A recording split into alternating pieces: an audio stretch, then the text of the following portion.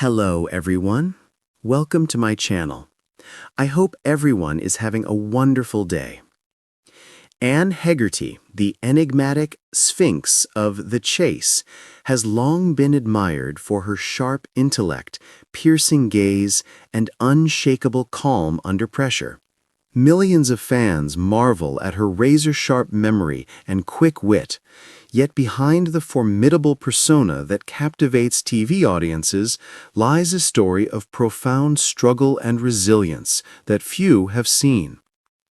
It was a rainy Thursday afternoon when Anne, now 64, sat quietly in her modest living room, the soft hum of the kettle, the only sound breaking the silence.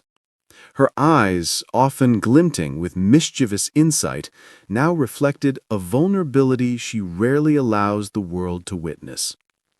"People think being on television makes life easy," she admitted, voice barely above a whisper. But the reality is far more complicated. Anne's journey has been shaped not just by intellect, but by an unrelenting inner battle.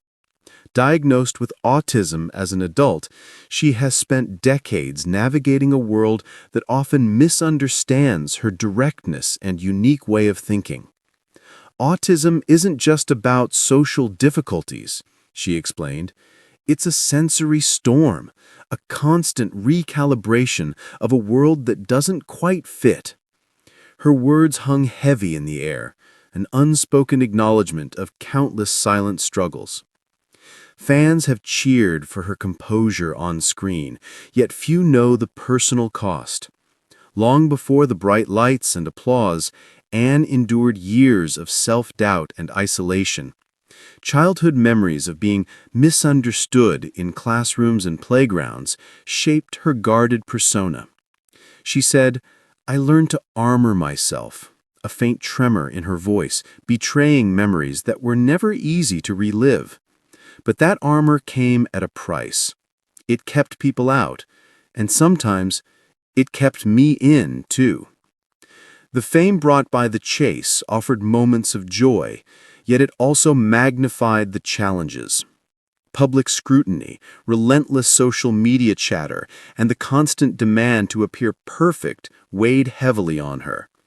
Behind the scenes, Anne often struggled with anxiety and sleepless nights.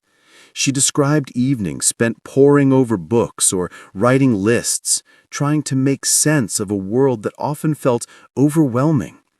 She said it wasn't about being clever on television. It was about surviving in a life that felt too loud and unpredictable. Despite these hardships, Anne's story is ultimately one of triumph and inspiration. Over the years, she has become an outspoken advocate for neurodiversity, using her platform to illuminate experiences often left in the shadows.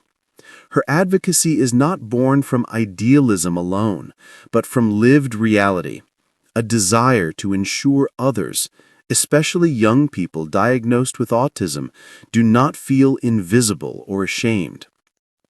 The world may remember her as the unflinching chaser, but those who know her intimately see a woman of extraordinary courage.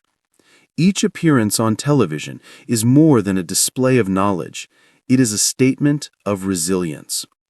Fans who have followed her journey often write letters expressing gratitude, tears mingling with admiration, telling her that her honesty has helped them navigate their own struggles. As Anne gazed out of the rain-speckled window, she offered a small, wistful smile. She said, "Pain is part of every story, but so is hope. And if my journey can make someone feel less alone, then every tear I've shed has been worth it."